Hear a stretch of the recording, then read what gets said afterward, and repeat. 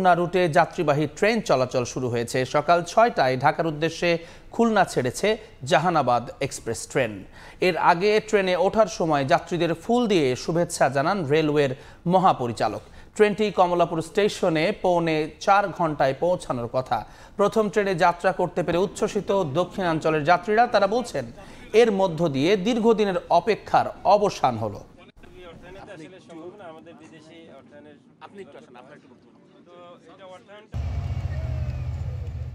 এত দ্রুত ট্রেনে প্রথম, মানে আমাদের বাংলাদেশেই প্রথম আমি মনে করি যে এত দ্রুত সময়ে আমরা এই খুলনা থেকে ঢাকাতে যাব।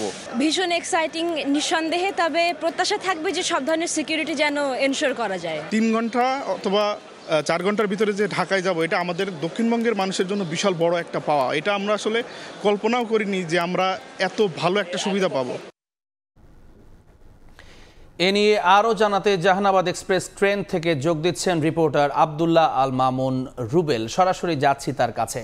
রুবেল, দিন সকাল ৬টায় খুলনা থেকে পদ্মা রেল লিঙ্কের যে নতুন রুট, অর্থাৎ পুরো রেল লিঙ্কের নতুন রেলপথে কিন্তু আনুষ্ঠানিকভাবে রেলের যাত্রা শুরু হয়েছে।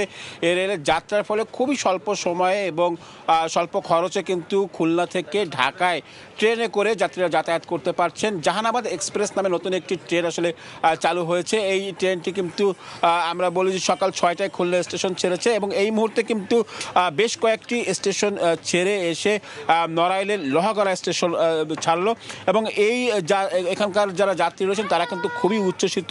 বিশেষ করে আমি এই মুহূর্তে যে জায়গাটিতে রয়েছি নড়াইলে কিন্তু প্রথমবারের মতো কোনো রেল স্টেশন হলো এবং নড়াইলের মানুষ প্রথমবারের মতো ট্রেনে ওঠার তাদের যে স্বপ্ন, সেই স্বপ্ন পূরণ হলো। এখান থেকে আজকে আমরা দেখেছি নড়াইল স্টেশন এবং নড়াইলের লোহাগড়া স্টেশনে যাত্রী যে সাধারণ যেমন ছিল তেমনি সাধারণ মানুষও কিন্তু উচ্ছ্বসিত ছিল। তারা আসলে রেল স্টেশনে এসেছিলেন।